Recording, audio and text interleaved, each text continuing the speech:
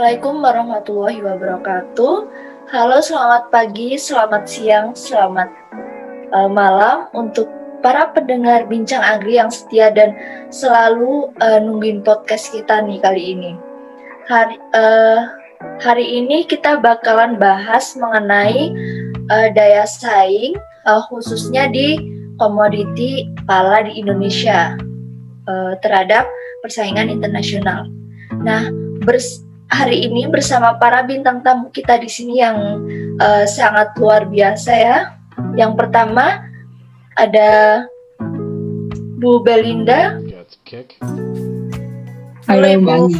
Halo Mbak. Gimana Bu kabarnya? Alhamdulillah baik Mbak. Mbak Anggi gimana juga kabarnya? Baik. Kemudian selanjutnya ada Bu Erika. Halo Ibu. Halo Mbak Anggi. Gimana nih Bu kabarnya?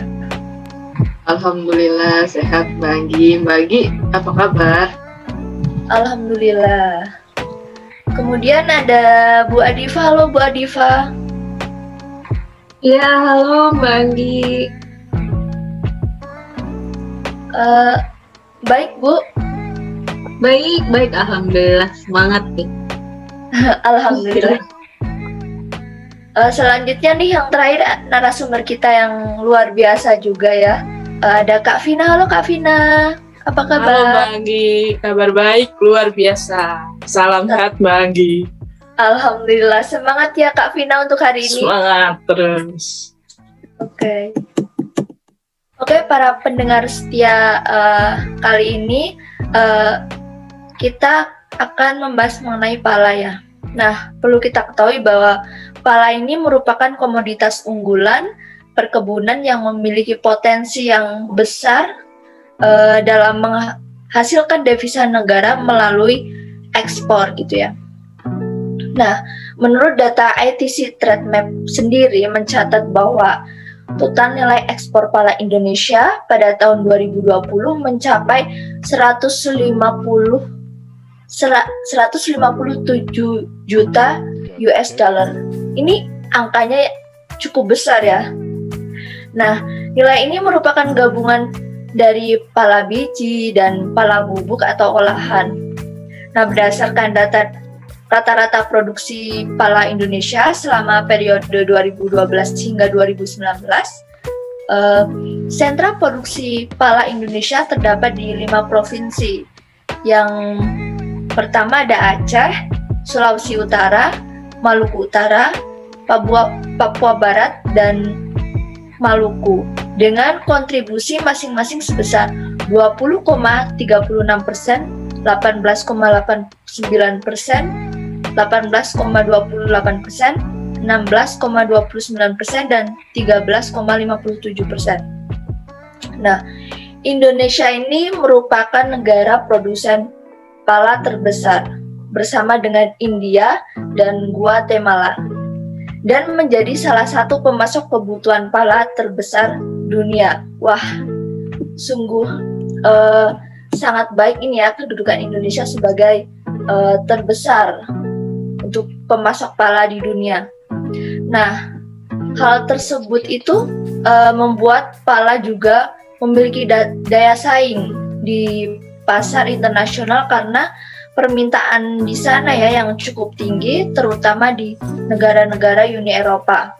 Hal ini ditunjukkan dengan Uni Eropa sebagai pasar ekspor biji pala Indonesia terbesar kedua setelah Vietnam selama periode 2012 hingga 2019 dengan rata-rata volume ekspor sebesar 2,85 ribu ton.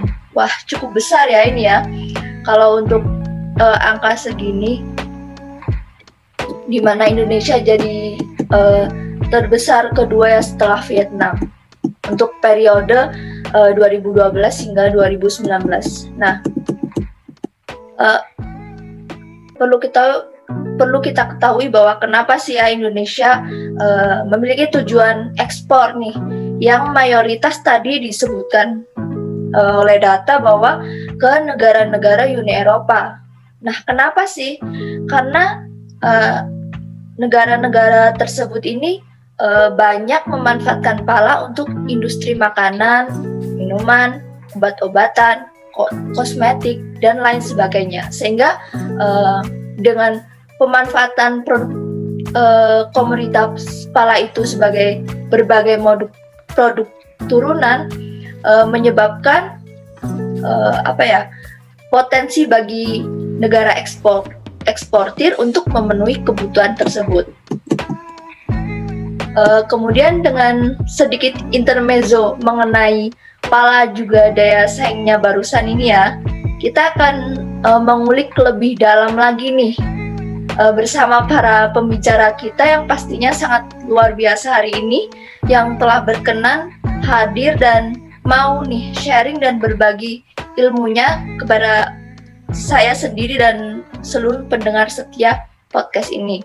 Nah, mungkin sebelumnya juga ada pendapat nih dari pemerintah mungkin ya terkait intermezzo tadi yang saya sampaikan. Silahkan untuk Bu Erika mungkin terlebih dahulu ya menyampaikan tanggapannya mengenai tadi. Baik, terima kasih Mbak Anggi atas kesempatannya. Wah, ini rekan-rekan nih dan teman-teman semua, Mbak Anggi nih udah menguasai banget nih kayaknya tentang komoditas pala Indonesia. Benar sekali apa yang dikatakan Mbak Anggi tadi, bahwa salah satu komoditas rempah-rempah unggulan Indonesia yang sangat diminati oleh pasar internasional yaitu ya komoditas pala gitu. Dan dilihat juga perkembangan volume ekspor pala Indonesia itu periode tahun 2011 hingga 2020 itu cukup fluktuatif, namun memang cenderung meningkat. Nilai tertinggi ekspor pala Indonesia pun mencapai sebesar 98.000 US dollar pada tahun 2012, dan ditambah lagi nih rata-rata kontribusi ekspor pala, lawang, dan kapulaga terhadap ekspor rempah Indonesia di pasar dunia itu sebesar 22,15%. Wah, besar sekali kan. Nah, sehingga komoditas pala ini menjadi salah satu komoditas yang potensial untuk dikembangkan di Indonesia nih. Nah, pemerintah juga mengeluarkan peraturan Menteri Pertanian nomor 19 tahun 2019 tentang pengembangan ekspor komoditas pertanian, di mana di situ kami menerangkan bahwa kami memutuskan untuk melakukan akselerasi peningkatan daya saing komoditas perkebunan seperti komoditas unggulan pala ini di pasar internasional melalui ekspor dan juga kegiatan promosi. Jadi kita harus mengoptimalkan nih apa sumber daya yang kita punya untuk bersaing di pasar internasional. Seperti itu, Mbak Anggi. Wah, luar biasa ya Bu untuk tentang pala Indonesia ini. Nah, mungkin tentang pernyataan nih tadi dari ilmu dari Bu Erika ini semakin membuka ya diskusi kita kali ini mengenai daya saing komoditas pala Indonesia sendiri di kancah internasional ya. Kemudian kita geser nih ke Bu Belinda nih sebagai petani sendiri ya yang merasakan itu semua ya. Bagaimana sih Bu Belinda mengenai produksi maupun permintaan akhir-akhir ini dari komoditas pala itu sendiri ya? Baik, tadi mungkin juga udah sempat disinggung juga oleh Mbak Anggi dan juga Mbak Erika terkait permintaan dan produksi yang fluktuatif tapi cenderung meningkat, yang saya rasakan juga nih sebagai petani gitu ya. Di 10 tahun terakhir, terutama di tahun 2011 gitu, yang dulu produksinya masih 22,25 ribu ton, tapi di tahun 2020 lalu itu bisa mencapai 43,97 ribu ton, Mbak. Jadi bisa saya ngerasain banget gitu peningkatan yang tadi udah disampaikan sama Mbak Anggi dan juga Mbak Erika. Itu sih Mbak kalau di lapangannya. Dari pernyataan Mbak Belinda tadi, ini sejalan sama adanya peningkatan produktivitas dan tren kecenderungan peningkatan permintaan di pasar dunia untuk komoditas pala pada tahun 2015 menuju 2020. Nah, pangsa pasar untuk Indonesia sendiri di dunia itu untuk komoditas pala sebesar 75%, di mana ada 5 negara tujuan utama, yaitu Vietnam, Amerika Serikat, Belanda, Italia, dan Jerman. Kalau untuk Bu Belinda sendiri nih, apa udah pernah untuk mengupayakan ekspor pala di daerah Ibu? Oke Mbak, kalau misalkan dari saya sendiri nih ya Mbak yang saya rasain, saya sih masih menjual pala-pala yang hasil panen saya ini tuh kepada pedagang pengumpul saja ya Mbak. Belum berperan sebagai eksportir. Karena saya sendiri itu belum paham teknik-teknik ekspor itu seperti apa. Saya aja di sini juga masih menjual hasil panen itu ke pedagang-pedagang pengumpul baik di tingkat desa maupun kecamatan. Baru dari pedagang-pedagang tersebut yang akan menjualnya kepada eksportir di Surabaya. Selain itu juga hasil produksi pasca panen yang dipasarkan ini juga masih berupa pala mentah yang dikeringkan seperti itu, Mbak. Wah, menarik nih Mbak Belinda. Mungkin mau nanya, kalau di kelompok tani Mbak Belinda nih kira-kira gimana sih gambaran pengolahan mungkin setelah panennya, dan mungkin apakah ada keluhan? Oke, baik Mbak Adifa ya. Jujur sih Mbak, saya sebenarnya cuma tahu abis dipanen itu ya dijemur biar kering terus langsung dijual Mbak biar jadi uang. Karena saya sendiri juga belum mengenal teknologi yang dapat mengolah produk pala dan kurang mendapat akses juga gitu ke sana. Jadi ya saya sendiri berfokus untuk menjual dan mengolah pala dalam bentuk mentah. Paling ya hanya memisahkan saja Mbak, mana daging buahnya, fulinya dan juga bijinya. Dan kalau pembelian lebih dari 10 kg gitu ya misalnya Mbak, itu biasanya saya akan jual ke pedagang pengumpul di tingkat kecamatan. Terus kalau misalkan ada pembelian kurang dari 10 kg, itu saya akan jual ke pengumpul di tingkat desa. Dan kenapa beda gitu ya, yang lebih dari 10 kg dan 10 kg, yang 10 kg saya jual ke pengumpul tingkat kecamatan, yang kurang dari 10 kg saya jual ke pengumpul tingkat desa. Kenapa ke tingkat desa gitu? Karena ya untuk menghemat biaya transport gitu Mbak. Dan walaupun ada perbedaan gitu ya dari segi harga, kalau dijual ke pengumpul kecamatan tentu lebih tinggi. Saya bisa dapat 75.000 per kilogram. Tapi kalau saya jual ke pengumpul di tingkat desa itu cuman bisa ya 70.000 per kilogramnya gitu Mbak. Dan kalau misalkan saya juga lagi butuh uang gitu ya cepet-cepet karena harus ada kebutuhan yang saya perlukan atau saya beli, saya juga biasanya jual pala yang masih basah, yang mana juga cukup sulit sebenarnya diterima oleh pedagang-pedagang pengumpul karena memerlukan proses pengeringan terlebih dahulu dan juga akan memakan waktu serta biaya bagi mereka. Tapi ya gimana juga ya Mbak, karena kami di sini juga petani masih mengolah hasil pasca panen ini secara konvensional juga gitu. Itu sih Mbak. Oke. Benar ya, berarti emang mayoritas masih menggunakan tradisional gitu ya, masih konvensional. Ya betul Nah Mbak. mungkin bisa dicoba nih Mbak Belinda, ada salah satu cara simpelnya tuh di Asosiasi Petani Organik Apo Komasa, itu dia udah membuat video tentang penanganan pasca panen pala melalui dia buat video panduan gitu, penanganan pasca panen yang gimana sih biar mendapat sertifikat organik, karena video ini juga udah dapat sertifikat organik dan juga udah memenuhi standar good agricultural practices dan juga good handling practices. Nah, ini tuh bisa dibuat nih Mbak, biar nanti bisa mencegah munculnya jamur-jamur pasca panen gitu ya, bisa disimpan sendiri sama Mbak Belinda bisa kumpulin sendiri, petani yang lain bisa kumpulin sendiri pasca panennya supaya daya tawarnya bisa naik. Oke, makasih Mbak Adifa atas tadi pemberitahuannya. Iya Mbak. Nah, asik banget ya buat bincang-bincang kali ini tentang bagaimana pengalaman petaninya, bagaimana dari sisi Bu Adifanya juga, Bu Erika, serta Kak Vina juga ya. Kalau dari pernyataan untuk narasumber kali ini kita semua nih, memang ya terlihat bahwa komoditas pala ini memiliki daya saing, terlihat mulai dari tren produksi dan permintaan yang cenderung meningkat. Kalau dari tren yang kita ketahui barusan tadi itu, bagaimana sih kondisi ekspor pala ini Mbak Vina? Baik, terima kasih Mbak Gita. Untuk komoditi pala Indonesia itu saat ini ada di peringkat 1 dunia. Pada tahun 2019 itu nilai ekspornya sebesar 65 US dollar. Namun di pasar dunia itu juga ada pesaing-pesaing lain yang bisa menjadi ancaman nih buat posisi nomor 1 Indonesia. Salah satunya itu ada negara Belanda, Sri Lanka, India, sama Jerman. Nah, ini tuh harus menjadi salah satu perhatian ya dan PR bagi pemerintah untuk mempertahankan bahkan meningkatkan daya saing permintaan pala di pasar dunia. Kira-kira nih untuk pemerintah sendiri, apakah udah ada strategi gitu untuk meningkatkan dan mempertahankan pala di pasar dunia? Izin bertanya untuk Bu Erika juga ini kalau boleh.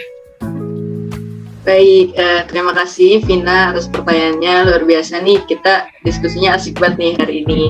Karena emang semuanya ini adalah berperan nih untuk meningkatkan daya saing komoditas pala di Indonesia. Ya, tentu dari segi pemerintah sendiri nih, Vina dan rekan-rekan semua, bahwa dengan meningkatnya permintaan komoditas pala Indonesia itu, pemerintah berupaya untuk meningkatkan produksi komoditas pala pada sentra-sentra pengembangan kawasan perkebunan berbasis korporasi melalui perluasan areal baru dan intensifikasi dengan penerapan good agriculture practice seperti yang tadi sudah dijelaskan oleh Mbak Adifa. Dan pemerintah juga melakukan peningkatan mutu pasca panen melalui penerapan GHP, GMP, dan GDP serta didukung sarana prasarana pasca panen yang sesuai dengan karakteristik komoditas ekspor. Karena kan tentu kualitas itu sangat mempengaruhi ya bagaimana permintaan ekspor.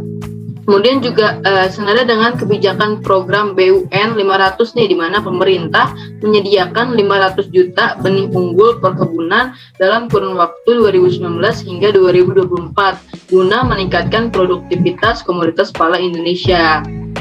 Kemudian dengan penerapan good practice rantai pangan ini dimulai dari pemilihan dan penanganan bahan baku, kemudian proses produksi, pergudangan, distribusi, penjualan hingga produk sampai ke tangan konsumen. Semuanya ini bertujuan untuk menjamin bahan baku yang digunakan sesuai dengan syarat mutu dan keamanan pangan. Sehingga jika kita sudah menjamin nih mutu dan keamanan pangan, maka niscaya akan meningkatkan daya saing komoditas pala Indonesia di pasar internasional. Seperti itu, Mbak Vina.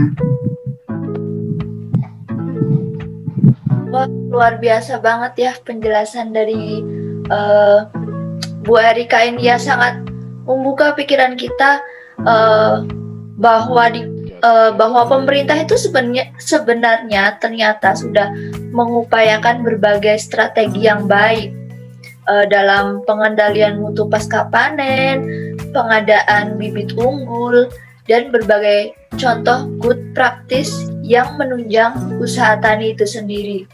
Nah, dan tadi itu sempat dikatakan oleh Bu Adifa selaku ahli agribisnis ya, bahwa komoditas pala Indonesia ini masih kurang berkembang hilirisasinya. Nah, sehingga apa nih Bu strategi yang cocok untuk mengembangkan sektor hilir untuk memberikan nilai tambah bagi komoditas pala agar meningkatkan daya saing? Bagaimana Bu Adifa? Oke, benar ya. Jadi kalau misalnya hulunya tadi udah bagus ya, produksi kita juga udah bagus, menjadi produsen nomor 1, tapi kalau hilirisasinya masih kurang, rasanya masih kurang gitu ya. Emang nih mungkin pengembangan industri pala tuh mungkin cocoknya investasi. Jadi emang ada pengembangan industri pala direncanakan tuh, emang ada pembangunan hilirisasi industri pala. Itu contohnya di Kabupaten Fakfak Mbak, di Papua Barat. Badan Koordinasi Penanaman Modal atau biasa kita tahu BKPM ya, dia bekerja sama dengan Verstegen. Terus ada investasi ini, alhamdulillah 4,2 triliun, lumayan ya. Investasi ini dilakukan dengan mitranya itu petani lokal di sana. Nanti yang rekomendasiin petani lokalnya itu dari BKPM-nya, terus nanti dia akan menyangkut tentang penyediaan teknologi, proses pengupasan, pengeringan, dan pembersihan gitu. Nah, BKPM ini dia menargetkan Indonesia membangun hilirisasi industri pala, sehingga daya saing pala nasional di pasar dunia nih, ya insya Allah semakin kuat ya. Investasi kita rasa sangat strategis dilakukan, apalagi di kawasan Papua Barat, kawasan timur Indonesia saat ini merupakan penghasil biji pala terbesar di Indonesia. Dia berkontribusi lebih dari 70% terhadap produksi pala Indonesia. Nah, rencana investasi ini rencananya akan dilakukan untuk membangun 40.000 hektar kebun pala di Fak-Fak dan juga di Kaimana. Terima kasih Bu Adifa. Ternyata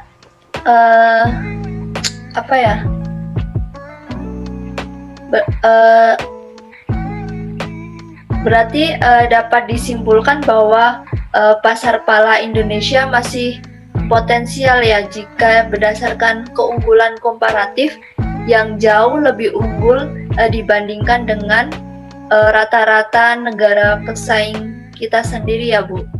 Nah, mungkin karena tadi kita sudah berdiskusi nih terkait keunggulan yang dimiliki komoditas pala Indonesia. Kedepannya strategi apa sih yang dapat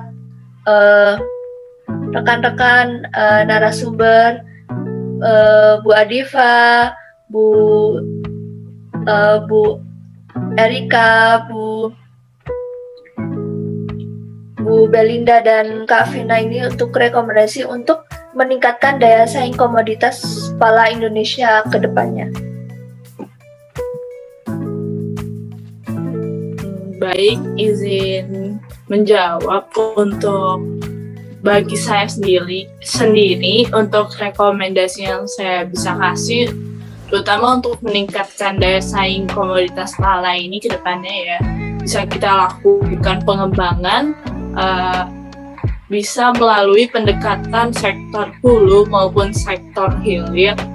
Yang contohnya itu di sektor hulu kita bisa melakukan peningkatan produktivitas pala di sentra-sentra produksi, misalnya melalui kegiatan ekstensifikasi, intensifikasi, rehabilitasi, peremajaan, dan pengendalian hama juga penyakit. Sedangkan kalau di sektor hilir sendiri bisa melalui peningkatan nilai tambah dalam bentuk hasil olahan pala. Jadi kita itu nggak jual cuma pala yang masih mentah, sehingga penambahan nilai tambah tersebut juga bisa meningkatkan nilai ekspor. Oke, mungkin izin melanjutkan ya dari Mbak Vina tadi. Perlu juga nih dimanfaatkan mungkin oleh pemerintah, perlu dimanfaatkan daya saing pala. Daya saing pala kita tinggi ya dari segi keunggulan komparatifnya, dan juga harus terus nih kita kembangkan daya saing keunggulan kompetitifnya, bukan cuma pemerintah, mungkin sebagai akademisi dan saya juga bisa bantu dalam research terus ya, supaya petani kita hidupnya sejahtera. Jadi kita lebih mengoptimalkan lagi penerapan good agricultural practices, terutama untuk para petani, agar mampu meningkatkan kualitas mutu, keamanan pangan, higienitas, dan kebersihan pala Indonesia, supaya nanti konsumer dari pasar internasional juga happy terus. Oke, mungkin tadi dari Mbak Diva, saya di sini sebagai perwakilan dari pihak petani gitu ya. Mungkin kalau saran dari saya, pemerintah sebaiknya melakukan intervensi nih terhadap kebijakan harga. Di mana saya sebagai petani gitu ya, yang masih banyak menjual hasil panennya kepada tengkulak, sehingga menurut saya perlu adanya penetapan harga dasar. dari komunitas pala itu sendiri. Kemudian juga kalau bisa nih Pak, Bu, dan mungkin rekan-rekan di sini, sebaiknya ada pemberlakuan pelatihan untuk pemasaran secara digital gitu ya, seperti yang kita ketahui sekarang, bagi para petani agar dapat bergabung dengan komunitas-komunitas eksportir, sehingga petani tidak perlu menjual terlebih dahulu ke tengkulak. Dan hal ini tentu dapat meningkatkan bargaining position petani karena dapat menjadi price maker, bukan sebagai price taker lagi. Seperti itu. Mungkin itu dari saya. Baik, banyak juga nih masukan untuk pemerintah dari rekan-rekan semua. Sebelumnya, ya terima kasih. Saya sangat apresiasi atas saran-sarannya. Semoga dengan itu, dengan saran-saran yang membangun tersebut, kedepannya pemerintah dan juga tentunya kita semua nih dapat terus berpartisipasi untuk meningkatkan daya saing para Indonesia. Dan juga memang pemerintah kedepannya akan terus nih berpartisipasi dalam menghadiri event-event promosi di level internasional, juga meningkatkan diseminasi melalui perluasan lahan dan fasilitas akses data. Dan apalagi tadi katanya dari petani sendiri itu kurang informasi, ya kan? Nah, pemerintah kedepannya juga akan memberikan nih fasilitas akses data dan informasi pasar ekspor pada pelaku usaha dan pemerintah daerah, sehingga dapat diakses oleh semua kalangan. Kemudian juga dari segi regulasi ekspor dan impor, serta peningkatan capacity building pelaku usaha dan pemerintah daerah. Dan tentunya strategi dan juga saran-saran dari rekan-rekan sekalian tadi nih kan sangat luar biasa nih saran-sarannya ya. Nah, tentunya tidak akan berhasil nih kita kalau misalkan pemerintah sendirian nih dalam usahanya. Untuk itu perlu adanya kolaborasi mulai dari petani, ahli agribisnis, akademisi maupun pemerintah nih untuk berkolaborasi bersama-sama, berupaya untuk meningkatkan daya saing komoditas pala Indonesia di pasar internasional. Yuk, semangat teman-teman semua, rekan-rekan semua. Karena Indonesia ini kaya banget nih, maka kita harus optimalkan semua sumber dayanya. Keren sekali dan sangat luar biasa ya dari pernyataan dari Bu Erika tadi mengenai diskusi-diskusi kita juga pada kesempatan hari ini ya, yang sangat menarik dan sangat bermanfaat. Nah, sepertinya nih ya disayangkan banget untuk pernyataan dari Bu Erika tadi ini jadi penutup bincang-bincang kali ini. Obrolan topik kali ini memang sangat menarik, membahas mengenai daya saing pala sendiri, bahwa komoditas pala ini memiliki kekuatan dan peluang yang seharusnya dapat dimanfaatkan secara optimal. Di sisi lain perlu adanya perhatian khusus terhadap kelemahan dan ancaman terhadap komoditas pala sendiri, sehingga dapat menyusun strategi sesuai pala yang memiliki daya saing ini. Nah, di mana secara umum produksi pala memiliki tren yang cenderung meningkat, sesuai dengan pernyataan dan penjelasan para narasumber kita kali ini ya, bahwa tren yang cenderung meningkat, produksinya mulai dari produksi, permintaan juga meningkat. Namun nih hasil yang dijual ini mayoritas dalam bentuk raw material, sehingga masih perlu adanya pengembangan produk turunannya. Nah, agar lebih memiliki nilai tambah lagi, dari petani sendiri juga masih kesulitan dalam mengikuti teknologi yang ada, sehingga perlu bantuan dan akses dari pemerintah sendiri. Nah, untuk kedepannya nih ya, tadi dari narasumber yang disampaikan bahwa agar kedepannya dapat mempertahankan kedudukan Indonesia sebagai eksportir pala dengan baik dan memperbaiki apa yang sekiranya dapat menghambat perkembangan komoditas pala ini, seperti dengan mengoptimalkan lagi penerapan good agricultural practice agar mampu meningkatkan kualitas mutu, keamanan pangan, higienitas, dan kebersihan pala Indonesia ini sendiri. Nah, untuk Bu Erika, Bu Adifa, Bu Belinda, dan Kak Vina, terima kasih sekali atas waktu dan kesempatannya ya, telah bersedia diskusi di podcast kali ini untuk semakin nih membuka pikiran kita semua atas komoditas yang kita miliki, yaitu pala di Indonesia. Terima kasih, Bu. Sama-sama. Terima kasih. Terima kasih kembali Mbak Sudah Andi. diundang. Terima kasih juga nih Mbak Belinda, Mbak Erika, Mbak Vina. Sama-sama Mbak. Terima kasih sekali lagi atas kesempatannya, dan juga teman-teman viewers yang mendengarkan podcast kali ini. Saya Anggi pamit undur diri. Wassalamualaikum warahmatullahi wabarakatuh. Jangan lupa subscribe channel untuk podcast selanjutnya ya. Dadah. Terima kasih Bu. Terima kasih Kak Vina. Terima kasih Terima kasih Mbak Anggi. Terima kasih Mbak Vina, Mbak Pamit. Erika. Terima kasih.